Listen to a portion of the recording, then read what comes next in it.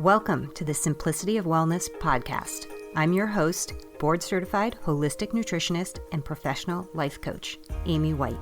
The purpose of this podcast is to share information that you can use to become leaner, stronger, and healthier by losing weight, shedding inches, maintaining muscle, and managing your mind, all while living your normal, busy life in this modern, sugar-filled world.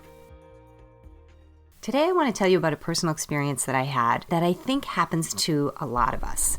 And one of the things when it comes to getting leaner, stronger, and healthier is managing our mind. Today's story is about managing your mind and how important it is to actually have the awareness to recognize that you need to manage your mind. I think that's the hardest thing, is actually realizing when your mind is running away from you, when it's taking over and you're no longer in control. We had company recently, which I love. I enjoy, family. I enjoy seeing everyone. I enjoy when we have company. But when we have company, I'm not on my normal schedule. My normal life kind of gets put aside.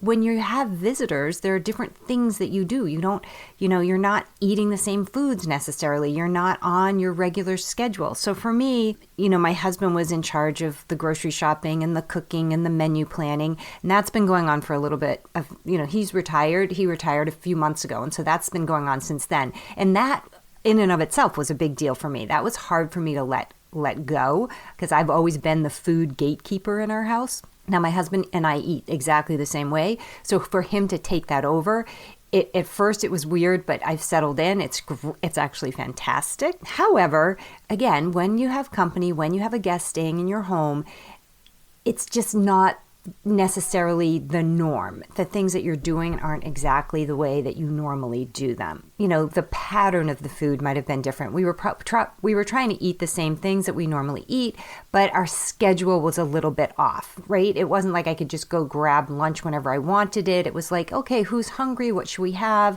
It's more, you had to sort of work on a group schedule, let's call it. Going to bed was funny. We go to bed really early.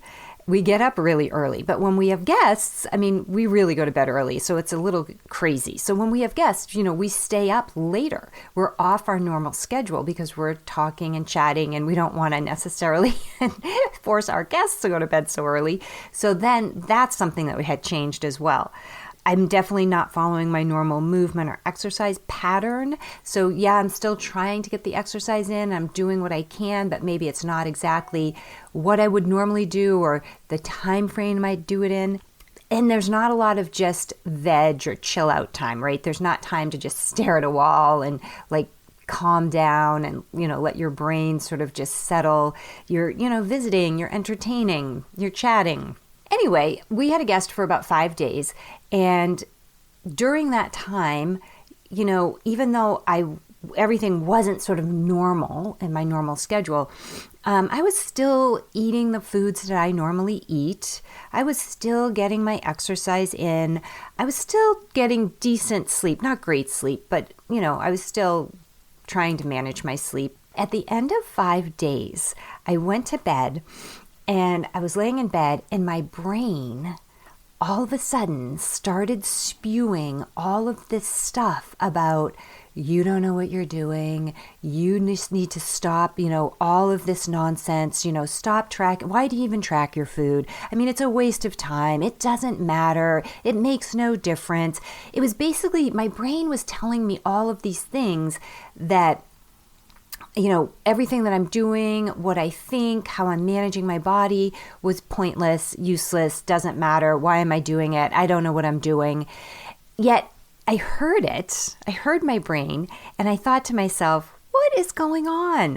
It was so crazy. I have 15 years of proof that what I am doing works and that I do know how to work with my body. And yet here's my brain telling me, nope. No, you don't, right? And I know I do. I have experience, personal experience, client experience, 15 years of it. And yet here's my brain trying to tell me that I don't know what I'm doing. I should just give it all up. Stop. Just don't worry about any of it. Just eat whatever I want and lay in bed. Don't exercise. It was so crazy. But I had that awareness that I knew my brain was tossing me this crazy story that wasn't true.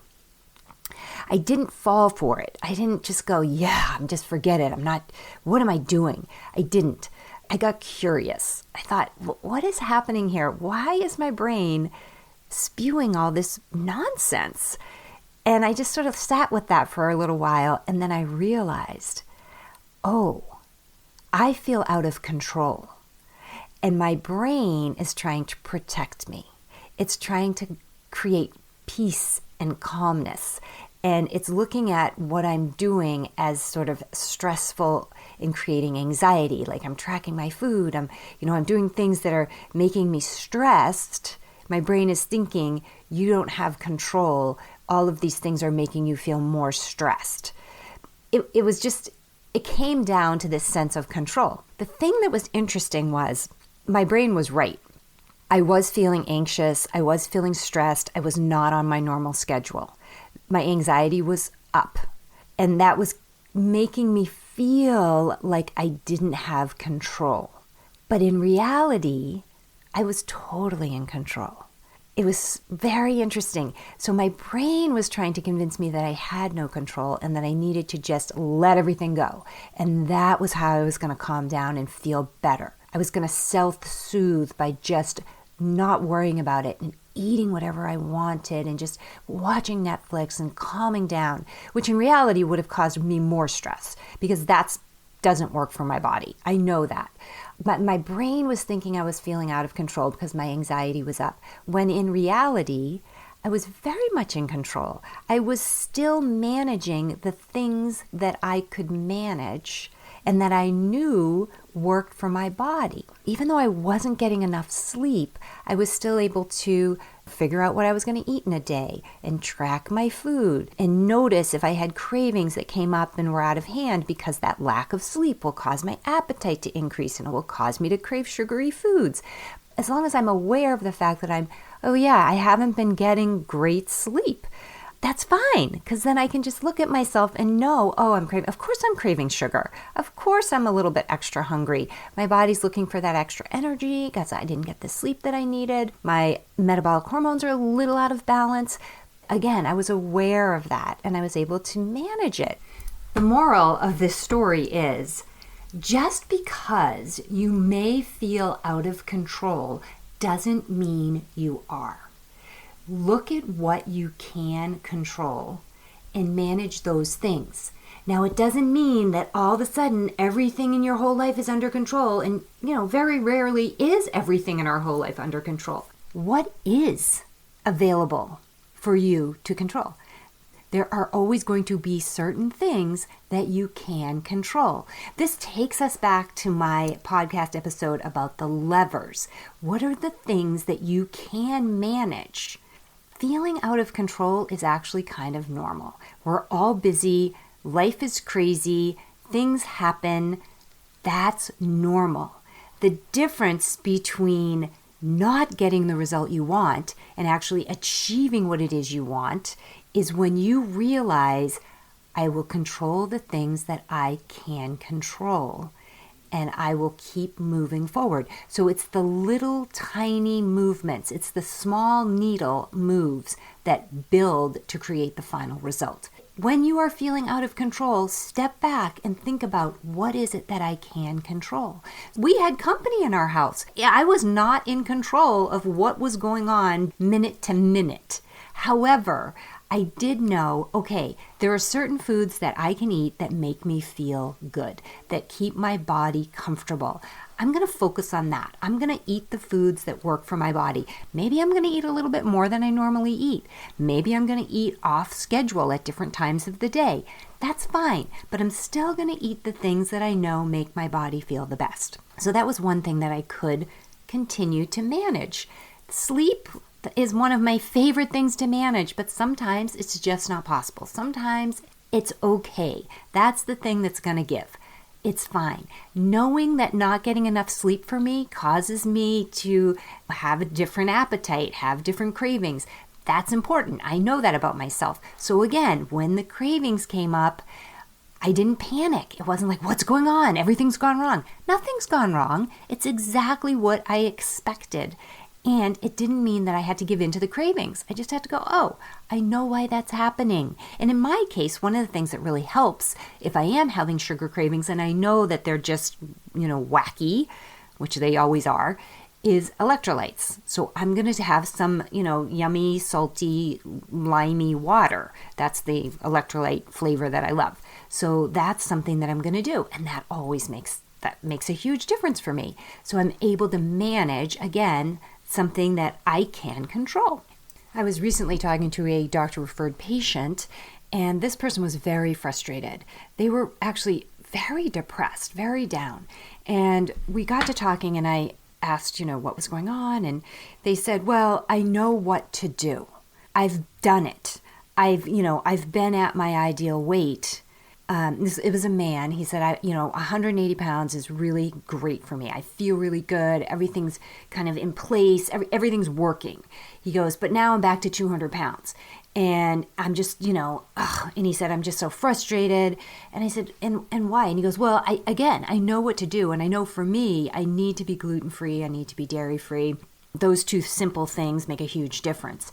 And I said, okay. And he goes, for instance, I went out to breakfast with my wife this morning and I got this thing. I forget what it was, but it had some bread component to it. And he said they had a gluten-free option. And I said, no, I'm just going to get the regular one. And I was like, oh, interesting. And why? And he said, because he said, I'm an all or nothing kind of guy. So I know to get back to my, ideal healthy weight where I feel really good, it's just I have to stop doing all of these things, everything. I just stop all of it. And then I can achieve that goal. Do you see what happened to this guy? It wasn't sustainable. That all or nothing concept for him was keeping him in this cycle that was totally unsustainable. He realized that there were things, he said it's easier for me just not to do something than to do something a little bit. So it's easier for me to be all in versus partly in. His all or nothing mindset was keeping him stuck at nothing.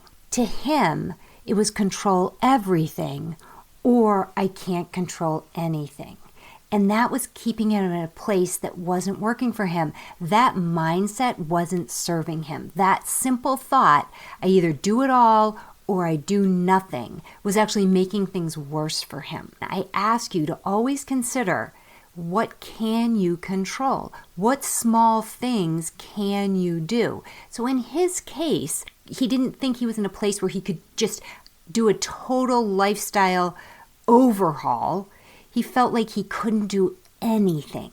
And that morning at breakfast, he was presented with a very simple choice. Gluten-free, not gluten-free. He has evidence that his body prefers gluten-free, but he chose not to even take that tiny little step because he couldn't change everything. I want you to know that the little tiny changes, the little tiny choices that allow you to support your body in the way that it needs to be supported to create that body balance happen over time.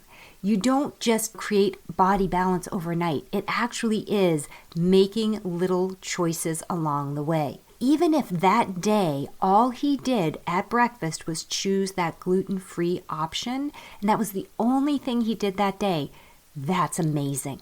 That is great. That's actually allowing his body to feel just a tiny bit better. And he may not notice at that moment that he feels better. He may not notice the next day that it made a difference to him, but it did. It helped. This is where the idea of trusting the process comes in. When you have a plan in place that you know works, you have to trust the process. Changes build over time. So you will not notice anything after a single bite of food or a simple meal, typically. It takes time for your body to come back into balance. You have to trust the process. So in my case, again, I have 15 years of trusting the process.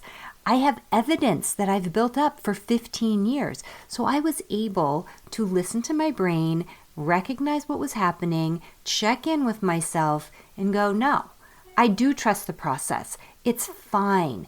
Everything is going according to plan. Yes, I'm a little off my normal schedule. Yes, I'm feeling a little bit of anxiety, a little bit of higher stress, but that's fine. Nothing has gone wrong.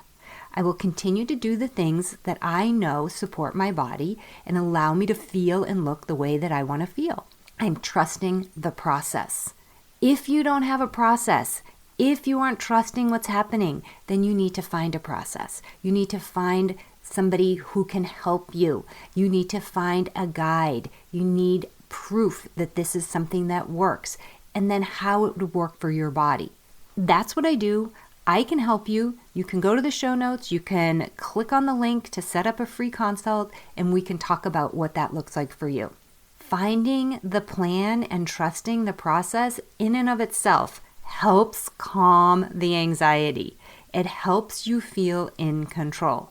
The takeaway for today is watch your brain, recognize when it's throwing up these weird stories that you know aren't true. You can question your brain. You can say, hey brain, that's so crazy. That isn't even true. I don't believe that. Watch for those stories because it's going to happen all day. So recognize it, become aware of it, let them go. Just be like, yep, nope, I don't believe that. There's, other thoughts available to me. There are always other thoughts available. Think about how you want to feel. Think about what you're thinking. Figure out how you have to think in order to feel the way you want to feel. Okay, I will see you in the next episode. Have you ever said to yourself, I wish someone would just tell me what to eat? If so, today is your day. Go to the show notes and click the link, Your Healthy Kitchen, What to Eat, to download the starter food list that I share with all of my Hangry to Healthy weight loss clients. These are the foods that will calm your gut, eliminate the bloat, boost your energy, and shift you into a fat burner. This list is your first step toward body balance and weight loss for the last time.